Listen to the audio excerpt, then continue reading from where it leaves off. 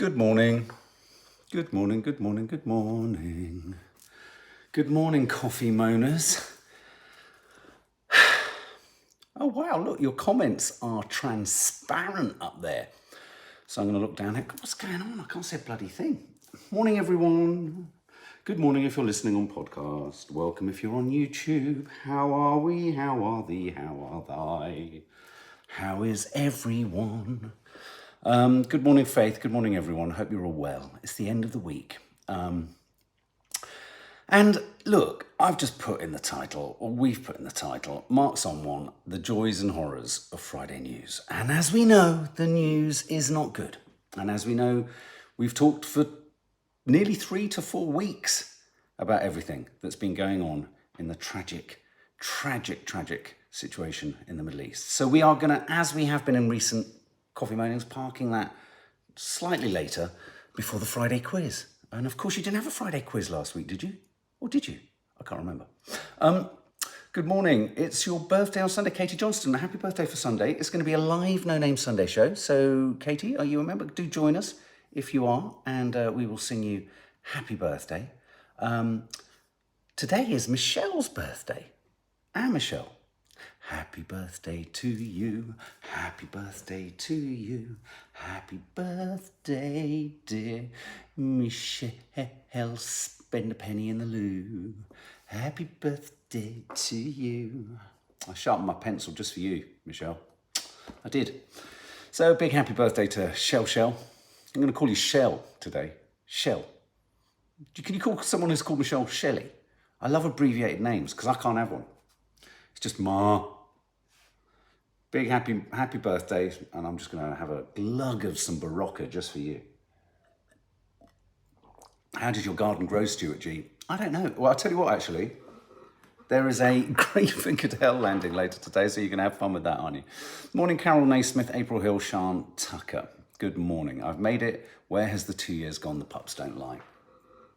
Hit the link below. Send your address, and we will get you a card. Tra-la-la. Just been watching the Instagram con program. Oh, is that Belle Gibson? Is that her name? Is that her name? The woman who pretended she had cancer, then pretended she cured cancer? All that malarkey. Happy birthday to Sonia for yesterday. Happy birthday, Sonia, for yesterday. Lots of birthdays, lots of Scorpios. On that note, I've got Barocca over there, and I've got some caffeine over here. It took my ex, says Natasha Milchin, sending you love, Natasha, I presume you're still in France, to come up with Nats. I like Nads for Nadia, but when we used to do a lot more runs together, and she used to do runs, and I'd be sort of standing on the side, Belle Gibson thinking, and I'd go Nads. And of course, people would look at me like, why is he screaming gonads? Gonads. Good morning, Neve McGowan from Ireland. We're going to be talking about your premier, your lead. What is he? A president? Prime Minister? What is he? Prime Minister. Later on. Yeah. What's it? Karen is your name abbreviated to Kaza? Kaza Amor? Laura. We have a Laura. Liz Williams. Are you reviewing the Christmas adverts this year? Please do the shelter ad. We are going to be doing the Christmas adverts. Can you believe we're at that point where we're going to start doing Vlogmas content? I can't even begin to get my head. I can't even turn my head in that direction yet. Morning, Reese. Hope you're well, Squire. We will be looking for some time there for a you know what. Scorpio Gal here too, Anne-Marie Lucker. I get your surname correct these days, don't I? My name is shortened to Di, says Funky Kids. Obviously, your name's Diane. Doody da da, dee dee da da da da. Yeah, Nads, Mads, Kooks. Yeah, Izzy. I used to call Izzy Fizzy, Flurabelle. Some names you extend, don't you? Some names you build out. Marky Parky. Pudding and pie. Love the little advert already. How many are out? Are they all out? Flipping hell. Turn your head for a week and everything's changed and Christmas is upon us. Or have we got some surprise? Now, I'm going to have a bit of a word in your show like for Vlogmas fans, just quickly. And for those of you listening on podcast, I don't know what the hell Vlogmas is. It's our sort of reality type show that goes out over Christmas. It's silly. It's meant to be fun. It's meant to, you know. But Nadia and Dina are trying to change the format massively, and I'm trying to push back. Now, there are some things that can't change, that have changed, that will change, and I can't do anything about that change. But there are some things they want to change that won't change, and I will not allow to change. Oh, look, there's Michelle. Thank you for everyone for the birthday wishes. The sharpened pencil is the best ever. My sharpened pencil matches your spanner, your purple spanner. Please don't do the loft again this year. Oh, that's very clear. Well, funny you should say that. Watch this space. So, yes, things are changing. Things are afoot. Some things we know need to change. Some things I don't want to change, and it frustrates me. We do want the loft, says Clodagh. Oh, push me, pull you, tug me, tug me, tug me, don't. Loft. Well, I had to break the news to you guys. I've done stuff. I've done things. Things are going to be different. Put it that way. Things are going to be different. It's going to be sexy. It's going to be sultry. Toffee's going to be potentially happy. Oh, I don't know. Christmas crafts. I booked something yesterday. Well, something's coming up that's very fun. Anyway, there's lots of fun. Loft, please. Look, people saying, please, loft. I want the loft. Pups don't lie, doesn't. Oh, I see. I could do without the loft pull back. Thanks, Pups. Oh, that's sweet of you, actually. I know what you mean. It's always dangerous, isn't it? Anyway, you have a new loft hole. Laura S. Personal. You don't ask questions like that before lunch. Anyway, as I say, the joys and horrors of hashtag fuck off Friday. It's hashtag fuck off Friday, which means just Fridays fuck off. It's November the 3rd, which means anyone who was doing Stoptober, tonight is going to be a big night. If I was to head into Soho tonight, and I was toying with it, if I was to head into Soho tonight, it would be one smash 'em up, Stoptober, let's get cracking in November, mash up. But for me, it's just coffee, Barocca, and more coffee. What are you doing tonight? Save the Loft campaign, Miss Goddamn Robot. See, I'm really worried. You see, what happens is you get two Sawalha girls in a room and they don't actually listen. They really don't. They just chirp away. They don't listen. So I'm a one-man Vlogmas defender. At the same time, I recognise when change needs to happen. And there is going to be some change. You've got 3 drinks going. I've actually got more than that, actually. Rather wonderfully enjoyed. 19 years sober, don't you know? Grinds to a halt. Anyway, enough of this chit-chat, wibble-wobble nonsense. There ain't a lot of news today. You know what I thought I'd do? I thought I would flop through some of the celebby news and see what grabs your goodnesses. So let's have a little gib-gab around the old doodahs. So I just literally popped. So Cliff Richard. Any Cliff Richard fans here? Because of course Cliff Richard always sort of pops out the woodwork, comes out the woodwork. Does that mean when you come out the woodwork? Does that mean you're a woodwork? Is that what it means? Anyway, Cliff Richard always comes out the woodwork. There's something about Cliff Richard that's really odd because it feels like, and he's amazing for his age. It's I haven't got an axe to grind with Cliff Richard other than I hate his music. How does he manage to, even at the age of 99? Nonchalantly wear a sort of what they call a pencil tie. Just like, and his hair, it's like his hair is so tousled now. It's like not real. Any Cliff Richard fans here? Come on, there must be a Cliff Richard fan here. He's a Natasha Milchin. He's a weirdo. Okay, that's, hands down for Cliff. Can't help but feel slightly creepy about him. I must admit, I'd always get right armpit. Those of you who've been following us for a long time, I think we should get strap lines. Who thinks we should get merchandise with strap lines on it? I do. And I think I should have a T-shirt that has a sort of artificially created patch, and it should be called right armpit. Because for me, right armpit means I'm absolutely horrendously embarrassed. I often get right armpit with things like, not all, but, musical theatre. If someone, Lee is the one exception because he does it well. But if someone breaks into song badly, right armpit. If someone sits in a group and he pulls out a guitar and kicks off his sandals to play a tune, right armpit. I just get right armpit. Every time Rishi Sunak speaks, I get right armpit. So when Cliff Richard stands up at Wimbledon, I'd get right armpit. It's just like, should we get? That's a kind of different kind of merch. I think we should get a T-shirt that just says right armpit. Katie Johnson, I love. We're all going on a summer holiday. Yeah. I was clicking my finger the other day so much that one of my daughters had to tell me to stop. I was doing it so hard. I get that weird thing where I want to. I literally just nearly broke my finger off. Oh, it's good, isn't it? Devil woman. He's a devil woman. You know, it's not. Well, it could be today. You know, there's a devil woman. I tell you what. I remember. This is weird memory. I remember making a life-sized textile doll in textiles at primary school, heading to the South Bank, and having to dance with a life-sized doll with lots of other kids. This is humiliating, isn't it? This could be one of the traumas that led to my alcoholism. And I had to dance to "You got yourself a crying, walking, sleeping, talking, living doll." I had to do that. I had to swing a fucking life-size. How old was I? 7? Got the better face to feed her just 'cause she's a living doll. Got a roaming eye, and that is why I satisfy myself. Oh my God, I remember it all. Yeah, I know what you mean. Anyway, why is he in the news? What is the headline? What's Cliffy Baby done?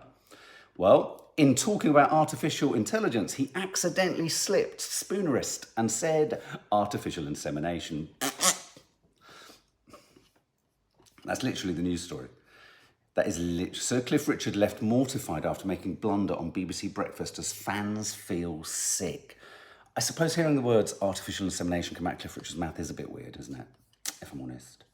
If I'm really, really, really honest. Stephen Fry has been seen for the first time with a walking stick. I don't know if anyone else remembered. He fell off stage, didn't he? Awful. I mean, we make light of these things, but he fell something like 6 feet. It was a big drop. He broke his leg, his ribs, and his pelvis. Jesus Christ! At the O2, I didn't realise he'd done that much damage to himself. But he was seen recently, all smiles, walking with a cane. What pain! Oh, dearie me. He arrived for Zoe Ball's Friends Round Friday breakfast show. He looked at ease as he rocked smart navy trousers, a pink button-up shirt that covered up with a black sweater. Bless him. Oh yeah, no, he looks all right.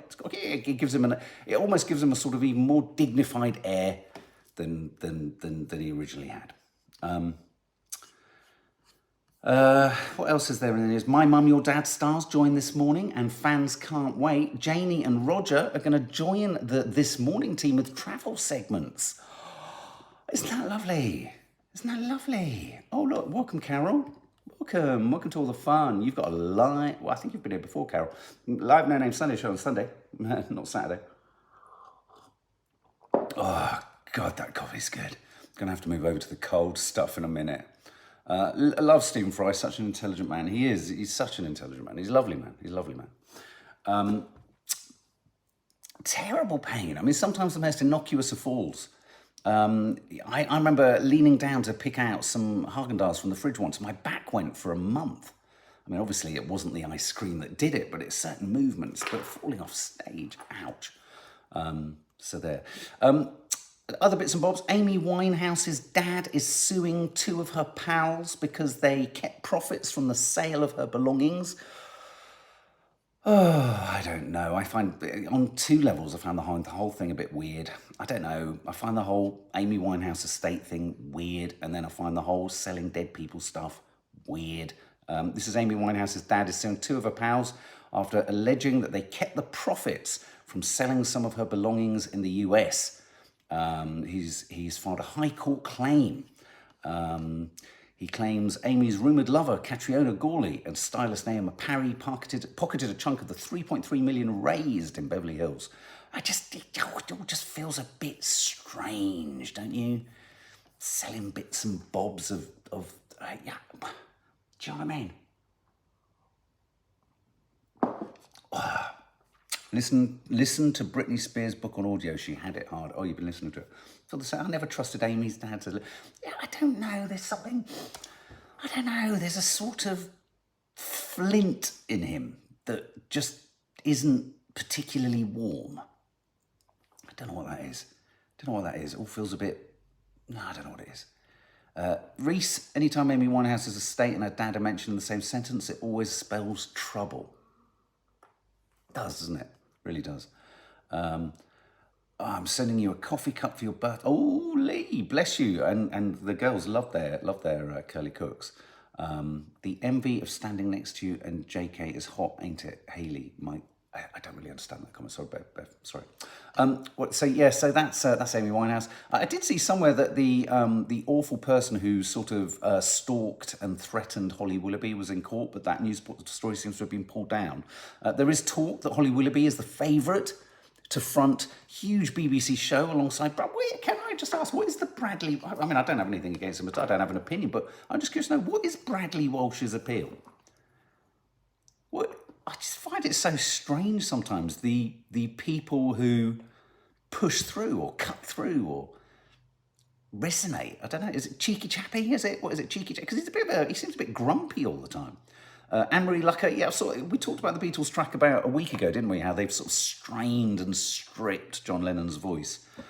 He's down to earth, April. Is that it? He's down to earth. Okay, fair enough. Joe McKenna, can't stand Bradley Walsh. Faith Gibbon, no idea. Love him. He's so natural, Jennifer Kenner. Oh, there we go. It's always good to know. You know, sometimes the BBC or ITV will spend months, years, sort of going through odd comments and letters going, well, what is the appeal of this guy? Just ask you guys. He's funny, Joe. Oh, is he? He's funny. Oh, okay, that's good. Yeah, I'd agree. I haven't watched any of the things. He does seem grumpy, though, doesn't he, Jackie Villiers? But maybe that's his shtick. Maybe part of his shtick is being a grump. It's whenever I kind of confuse him for Bradley Cooper. Anyway, him and Holly Willoughby, could they be co-hosting? Is it a rebooted The Gladiators? Oh God, are we really recycling Gladiators? I'll tell you the one I would like to see is the one that Kay did in Brazil. What is it? The one where they bounce around that stupid assault course and get flung everywhere. I prefer Catherine Jones. I prefer Rylan and Josie. Everyone can't. Hey, Frog, you're absolutely right. Not everyone can like everyone, and everyone is for different people, and everyone has different tastes. And you're absolutely right. Bradley Walsh is one of them. I think my nan would have liked Bradley Walsh. I think. My nan didn't really like that many people. She couldn't stand Ant and Dec. It's funny, isn't it, the people? Because I quite like Ant and Dec. I think they're funny. I like seeing Bradley Walsh and his son together, Mika Mack. Had enough of Holly, to be honest, as Karen Experts. Well, I mean, you know, she'll be on the Gladiator. If she was on the Gladiators, it'll only be once in a blue moon, eh? Rishi Sunak, outside of the Israel-Palestine crisis, Rishi Sunak went speed dating with Elon Musk. It was the oddest exchange. Have you seen the sort of clip that they've shown? Total Wipeout. Thank you, that was the show that Kay bounced off big bollocks on. Did anyone else think Elon Musk seemed particularly uncharismatic in that conversation? And did anyone else think he'd cast a sort of Terminator-like spell on Rishi Sunak? Rishi Sunak is literally an Aardman Animations character. I mean, I find him. Ideologically, what an annoying man. But actually, it's very hard to hate Rishi. He looks too vulnerable. He looks too small. He looks like he's been dressed oddly, and he looks like he's being animated slowly, doesn't he? By Nick Parks. It was an odd moment where Elon Musk said, no one will ever work, it'll be fine, everyone's just going to have to think about what the meaning of life is, which is interesting, really, isn't it? Because it kind of, really, what he was nibbling at the edges of, really, is that really we're all in a sort of misty-eyed sort of slavery situation, and what he's suggesting is that actually AI might be able to do all the work for us, which means we'll all be told to think, what the fuck are we here for? He is out of Flushed Away, which was Aardman's failed attempt, I think, at not stop-frame animation. Roland Rat, good chip lollipop. It was an odd moment. It was like watching a couple of people talking incredibly politely. I mean, it was the oddest way for two people to be talking about the potential annihilation of the human race, courtesy of AI. There seemed to be no urgency and no sort of fear or worry, and a sort of, it was weird. I think if I'm honest, I think Rishi was a little bit starstruck, wasn't he? He was kind of, oh my God, I'm sat opposite Elon. Anne-Marie Lucker, Elon Musk's face looks like it's melting. I've sort of seen things with Elon Musk. He's been on podcasts where he's been stoned out of his head, hasn't he? I mean, I suppose I want, you know, I don't know. I'd like a game. I don't know. I don't know. There's something about Elon Musk that I don't know. I kind of feel like I want to have a bit of a bants with him. I worry for my grandkids, especially with Rishi at the helm. I said to Naz the other day, I said, I'm getting to the opinion where I just don't think these people are particularly bright. Who is Rishi? What? Weird. Bonfire night this weekend. Anyone going to a bonfire? Anyone going to a bonfire? A bonfire event? I don't know if fireworks have the same allure anymore. Bang, bang. Excuse me, bangity bang. Anyone interested in fireworks? Chi-Chi is the oddest dog in fireworks night. She just wants to go and get all of them. She's not scared of them. She goes chasing them. You know, lots of animals get very worried. Williams H, any news on Vlogmas? Head back to the beginning of this chat. You'll get some. We will have a burn, says Good Ship Lollipop. What does that mean? We will have a burn. You'll get burn. Rishi and Macron would make a cute couple. Yeah, it'd be like Polly Pockets, wouldn't it? Polly Politics. Polly Politics. Rishi and Macron. Bonfire night, you know what? It used to be exciting. It's not now. I think what made it exciting were the sort of health awareness risks that they used to put on the, don't grasp a sparkler. Do sparklers have the same excitement? I remember being so excited by sparklers. Now they're just de rigueur. They just appear even in mocktails, which means they've crossed over to the kind of, not even the dark side, just the alcohol-free side. What's that about? A sparkler is only a sparkler with the fear of being burnt by it, I think. Be careful. But this is a health awareness. Be incredibly careful with fireworks. Always walk away. Always follow the instructions on the wrapper. Always let an adult operate them, especially if it's one like me. I can't, even when fireworks are amazing, I look at them and I think, I don't know, is it amazing? Kimberly Jones, dread fireworks weekend, PTSD nightmare, my cat hates it. Oh, fireworks. And then there's a lot of kind of judgment, isn't there, around fireworks, because of course they're bad for the environment. Okay, here's a killer question. Have you been using your hot water bottle incorrectly? We've got to ask the question. It's November, it's getting cold, it's fireworks night. Hot water bottles. Do you use hot water bottles? I think we talked about this somewhere, did I not? I seem to remember having a bit of a ramble about hot water bottles. Maybe it was on the Saturday papers. They make your feet sweaty. How they can make one part of you so hot that the rest of you sort of thinks, I'm not even associated with that part of my body. Do you get that? And then the terrible thing of if the top just comes undone, they're not been screwed on tightly enough. And then you remember that someone in the kitchen, there was a generation, my nan's generation, could screw the top on a hot water bottle. It was like Arnie from the Terminator had done it. You could never open it. My nan could screw the plug in at the top of a hot water bottle in such a way that you couldn't distinguish the plastic gap, the rubber gap between the cork, if you like, the stopper, and it. They fused. That was the vice-like grip of a World War II nan. I remember being burnt horrendously. My mum will remember that. Running into the streets screaming. I was on my own. I didn't know where my mother was. She was in a pub drinking. It was in her wild days. I just screamed in the street. It was like a scene from a horror film. That's my memory of hot water bottles. Oh, Faith Goodman, hot water bottles have expiry dates. Oh, I didn't realise that. What, the rubber starts to erode. They can be a lethal weapon, hot water bottles. You're absolutely right. Awful. And especially if you sit on one and it fires. Oh, I mean, I'm amazed in this health and safety world they're allowed. Okay, now I want one, says Natasha Milchin. I know what you mean, but I tell you what I do like about a hot water bottle, and I'm just going to leave it at this. The smell. There's a nostalgic, sort of rubbery, hot, I'm at my nan's bungalow smell. It's nice. It's lovely. It's cosy. Christos, never use boiling water in them. Change them every 2 to 3 years. If it smells rubbery, then it's still good to go. If not, then it's time to change and never fully fill it up. Bloody hell, Christos. That's like a literally, that's like a go-to hot water bottle check card list. Print that, guys. There you go. Christos, the hot water bottle expert. Joni, hot water bottles was my saviour when I had awful sciatica. You get sciatica, that's so painful, Joni, I'm so sorry. Scullykins, I don't use them with my kids, I buy the microwave beanie toy. This is the stuff that matters, guys. Bloody hot water bottles. I found a Beanie Baby in the loft the other day, just looking at me, like that. It was just like that. It's seen better times. Hot water bottle survival guide. Mate, Christos, print it. Sounds complicated, says Natasha.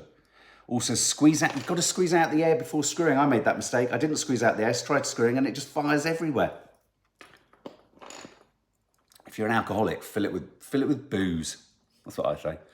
Put your mulled wine in a hot water bottle. That way it can warm you. And I had the most interesting hot water bottle I ever had. Who remembers what my most interesting or oddest hot water bottle was ever in my travels?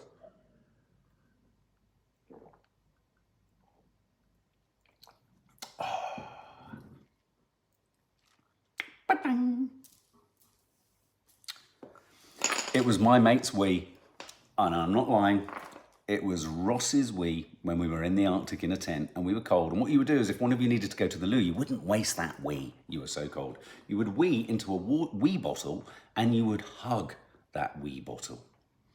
Oh yeah, hug that wee. And he was all right one night and I was really frozen and my nose was in risk of frostbite. So he not only weed in a bottle, not for me, but he weed in a bottle.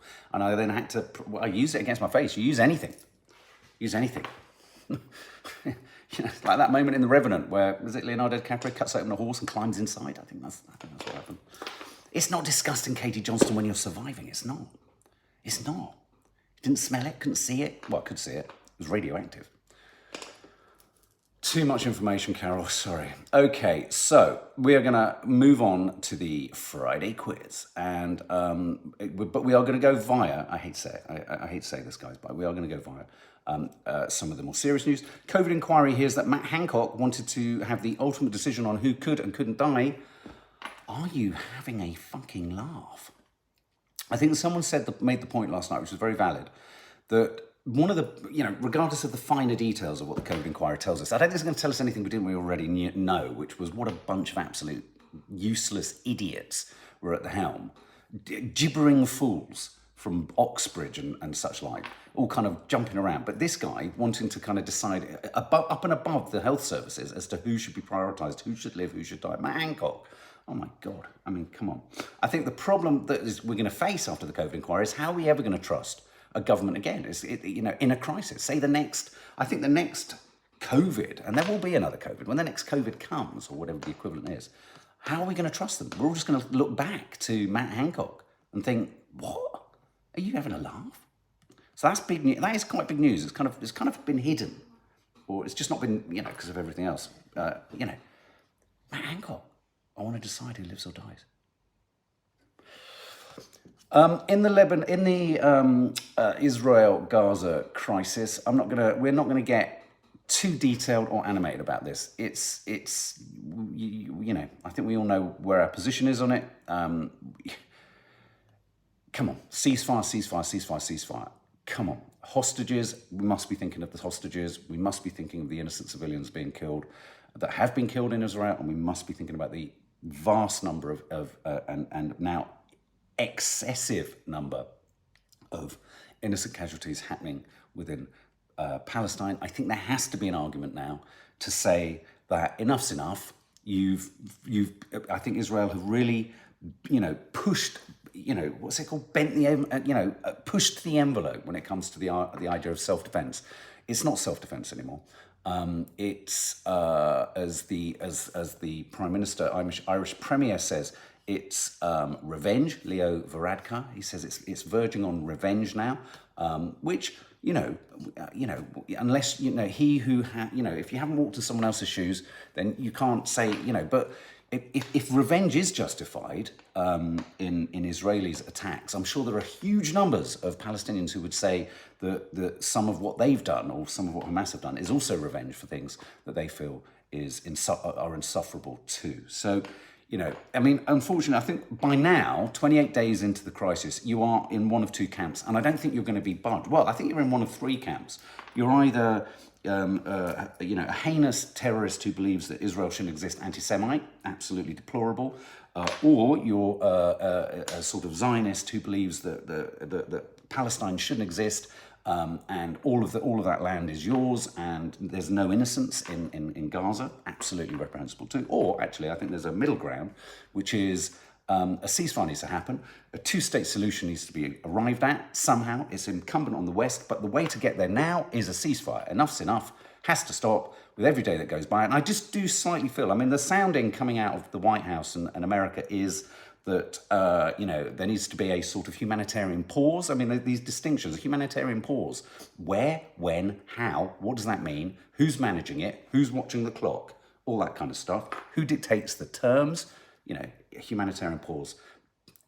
Disappointing in the extreme. So interesting, Ireland has been extraordinarily strong in its criticism of what it believes, and I believe is disproportionate now, a disproportionate collective punishment of a people, which is nibbling towards, and I think this is a really important thing to say, a lot of people saying, give us proof. Where is it a genocide? How is it a genocide? Where's the genocide? Give us the proof of the genocide. Well, okay,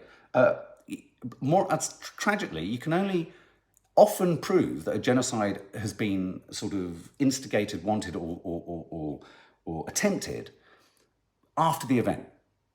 And all I would say to people is say, well, where's the evidence? You can't prove. Looking at the evidence at the moment, and looking also more specifically, and we've said this before, at what's going on in the West Bank. The West Bank is a different place to Gaza. It's a different geographical position. But there are extraordinarily aggressive moves by the Israeli authorities and by settlers in that area in the West Bank area. There's an aggressive push, and you collectively look at all of these things.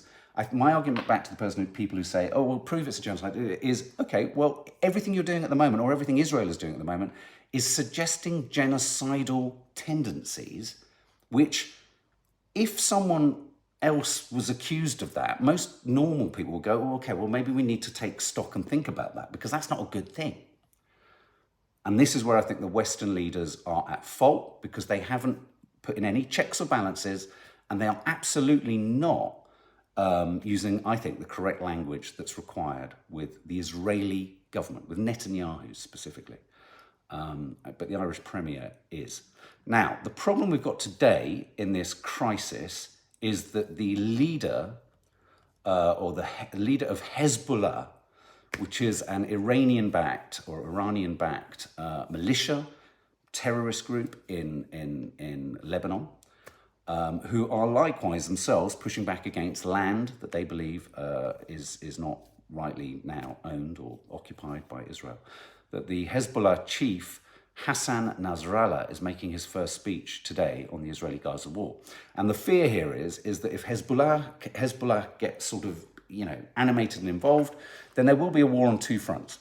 Israel will be, engaged, I think, in the north of the country, but that will bring in a sort of different aspect to this whole conflict. And it could be argued that this will happen because no one in the West has even sought to say to Israel, just take your foot off the gas pedal. Gaza is surrounded, and there is there's a genuine fear that a disproportionate sort of, as I say, genocidal tendencies are at work. It's that terrible thing of, if the word, it's like a child not being told to actually rein it in at any point. There's a danger here, I think, that Israel could just, through revenge and hurt and whatever, and just ramped up kind of emotional endeavour, that they could step too far. And I think that's one of the other reasons to call for a ceasefire. Surely, call for a ceasefire. No, I don't understand how we can't call for a ceasefire. So yeah, Hezbollah, it could get a lot more trickier, so big attention on that. And I would also like to say that Rachel Riley of Countdown fame equated the protests in Liverpool Street Station, or suggested that the protests in Liverpool Street Station were an insult to the Jewish evacuees who arrived in, obviously in the UK. There's a sculpture, isn't there? What's the name of it? For the young, it's a humble sculpture called For the Children, is in memory of the 10,000 or so Jewish youngsters that arrived at the railway stations. Now, what's interesting about this is Rachel Riley described everything that was going on at Liverpool Street Station as intimidating and terrifying. And interestingly, this is how you can have two completely different perspectives on something. And I do think that baked into your perspective on something is your prejudice. So Rachel Riley described it as threatening and anti-Semitic. I think other sort of notable people, I think Tracy Ann Overman likewise. But interestingly, Simon Sharma, who's Jewish, said absolutely not. There were huge banners there which said, Jews against genocide. So, again, I do think that where you sit on this, sort of underpinning your opinion or the strength of your opinion, if you feel extremely on one side or extremely on the other, the strength of feeling it under there is something else. The strength of feeling that I think we felt is the clear, apparent lack of equality between an Israeli civilian life now and a Palestinian civilian life. That's what it's about. It's not about the politics. It's not about, someone made a really interesting point the other day. This is about Palestinians. There are thousands of Christian Palestinians. This is literally anti-Palestinian as much as it's, potentially an anti-Arab thing. But of course, on both sides, anti-Israel spills into anti-Semitism, anti-Palestine spills into Islamophobia, and they're both equivalent and they're both reprehensible and they both need to be pushed back upon. So Kamala Harris saying she will back Israel regardless of what was a huge disappointment. I'm only assuming Kamala Harris has been, or Kamala, is that how you pronounce it? Kamala Harris has been rolled out for the first time, really. First time sort of where she's leading comments or statements about stuff, because I presume poor old Biden's probably trying to negotiate his way out of the bathroom in the White House, because he's next to useless, I think. All the lives matter, don't they? All lives matter, absolutely all lives matter. I also don't see how this assault on Gaza is helping the hostages at all, And the number of hostages keeps going up, and then this sort of baked in Islamophobia where we don't trust the deaths on one side, but we do trust the deaths on the other. And so what are you saying? We trust the deaths that are announced from Israel, a country that does nothing about, are you watching what illegal settlers are doing to Palestinian families in the West Bank? If not, please go online and just put in Israeli settlers West Bank, and you will see what's happening. It's awful, but people don't want to look at that because it's inconvenient to holding a really strong opinion that I can't deal with the contradiction, or I can't deal with the idea that perhaps there's bad behaviour here. So, and unless you do, you'll never get to the bottom of it. I'll tell you one thing. The one thing, they might remove Hamas in name. They might literally remove every official Hamas member, though how do you define a Hamas member? You can't remove resentment, you can't remove trauma, and you can't remove... And in fact, by reducing an entire nation to rubble, they've probably created the greatest radicalizing call to arms ever, I'd have thought. So there we go. There are Jews, Christians, Palestinians. It's awful. The Israeli government, how ironic, having an extreme right government of the Jewish land, just need an excuse. It's interesting, isn't it? Because so many people in Israel just cannot stand this government. Frustrating, eh? Quiz of the week. Come on, guys. Let's do it. Quiz of the week. Let's have a bit of a laugh. Let's just remove that and remove this. And I'm going to have to do this because, once again, the comments on the old handset are a little bit... let me just pull the quiz of the week up over here. I'm just going to have a new window. Get your pens and paper. Get your pencils and paper. Do that, and then we have there we go. I've got it, and then I can see you guys. You see, that's more like it. Okay, there we are. Get rid of that. Let me do this. Yep. I'm so scared. My family. Oh, Carla Hatcham. Well, your family are in Lebanon. I'm not at all surprised. Nadia's parents are in Jordan. Jordan has pulled their ambassador back and has told Israel's ambassador to not come back. And these are, one hopes that there's going to be a moment where everything just stops. I think you could argue that maybe Israel are just trying to go as far as they can get before they know that I think the worm has turned in terms of the popular opinion in people. But I think in terms of governments, I think they're going to go as far as they can before they know they're going to have to be pulled back. They're just going as far as they can. That's no freaking answer, is it? Yeah, absolutely. Nadine, if international law allows for this genocide, it's failed us all, especially the most vulnerable. It's astonishing. It's astonishing. There's just no appetite in the West to even entertain a different opinion. Anyway. Okay, look, let's move on. Let's do the quiz of the week. So, what have we got here? Yeah. So, you ready? Let's make this one easier, Siobhan. Spain's Princess Leonor swore an oath to the Constitution at a formal ceremony in Madrid on her 18th birthday. As heir to the Spanish throne, by what title is she going to be officially known? Is it Leonor, Princess of Aragon, A, B, Leonor, Princess of Asturias, B, or C, Leonor, Princess of Castile, C? Sounds like something out of Lord of the Rings, doesn't it, for sure? Oh, yeah, that's good. Is it A, Leonor, Princess of Aragon, B, Princess of Asturias, or C, Princess of Castile? Oh, look, there's Prince Adinka Ajibola. Sorry if I pronounced your name incorrectly. Fabulous name. Let's see, what have you got? It's B. It's Princess Asturias. Question 2.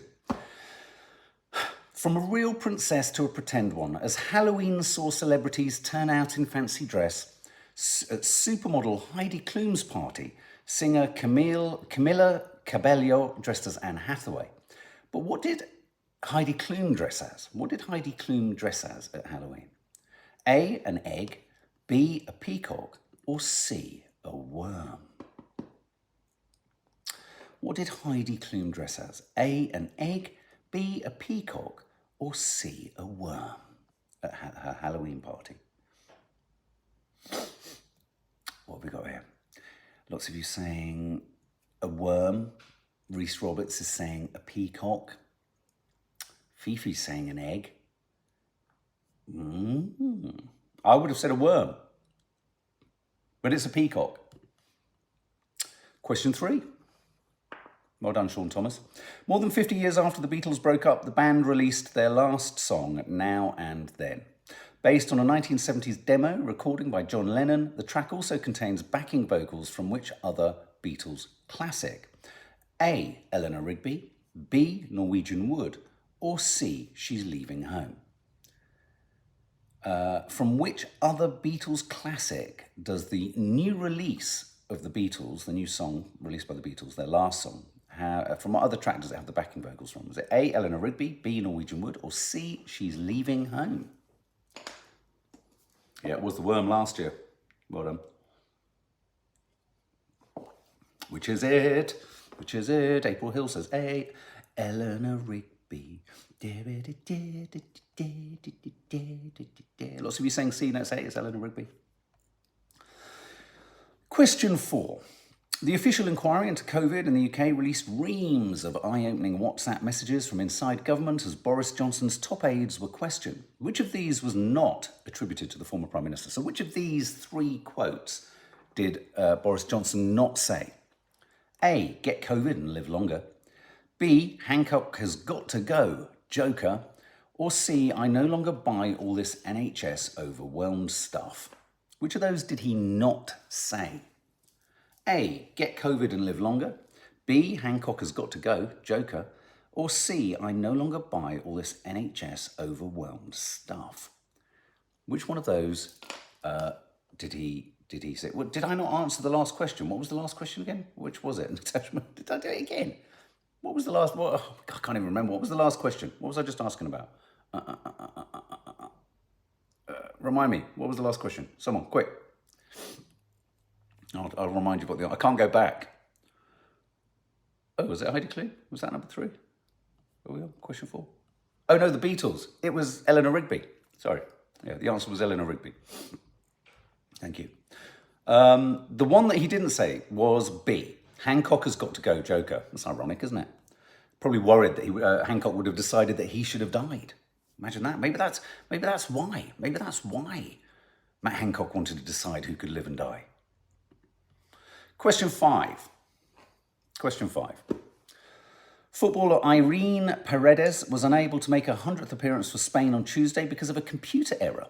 Only 2 women have played 100 times for Spain's national team. Which of these has not? Haven't got a clue. Can't do this. Which of these has not played 100 times? A. Aitana Bonmati, B. Jenny Hermoso, or C. Alexia Putellas. Not only do I not know anything about football, enough to answer a question, nor do I know anything about women's football, nor do I know anything about women's Spanish football. So only 2 women have played 100 times for Spain. Which of these hasn't? A. Aitana Bonmati, B. Jenny Hermoso, or C. Alexia Putellas. It's a pure guess. And Sarah Fox has got it right. It's A. Aitana Bonmati. Can't pronounce it. Former basketball star Magic Johnson was declared a billionaire by Forbes magazine, making him only the 4th athlete to join the exclusive club. Which of these other sports stars is not on the list? A. Tom Brady, B. Michael Jordan, or C. Tiger Woods? Which of these 3 is not on the Forbes magazine billionaire top list? Is it A. Tom Brady, B. Michael Jordan, or C. Tiger Woods? Christos says A. Margaret O'Brien saying C. Tiger Woods. Yeah, I guessed correctly on this one. Yeah, and a lot of you guessed correctly too. It's A. Tom Brady. You're right. Question 7. The acronym AI, Artificial Intelligence, was given the title of 2023 Word of the Year by the makers of Collins Dictionary. Greedflation and Nepo Baby were also on the shortlist. But which of these other words wasn't on the shortlist for Word of the Year? A. De-influencing, B. Semaglutide, or C. Splooting? Good God. Which of those wasn't included on the shortlist? A. De-influencing, B. Semaglutide, or C. Splooting? A. Frog says C. Sarah Fox says C. Splooting, this is a great word. Sploot, the act of lying flat on the stomach with legs stretched out, is the answer. C is the answer. C is the answer. Did we do last week's? Yes, we did. We did do last week's. C is the answer, correct. How did you all do? Anyone get 7 out of 7? 6 out of 7? 5 out of 7? Come on. Who's a winner? You're all winners in my eyes. Tell you that for nothing. Cloda, 7 out of 7. Well done, Cloda. Oh, can't get any higher. It really hurts. Congratulations. Guys, well done. Heading into the weekend, as I say, some fun and hijinks and jollity coming your way with Greenfingered Hell. Lots of film content. Curly Cooks in the morning. Saturday papers. Live No Name Sunday show. All sorts of wondrous bits and bobs for you. Home Times are coming back in November. Lots and lots of content coming your way as we flow towards November. And don't forget, we will be looking at whatever adverts are available. Dear Michelle, not today because it's her birthday, we'll be digging them out and we'll be having a reaction because it's first signs of Christmas. And be careful with sparklers, okay? Careful.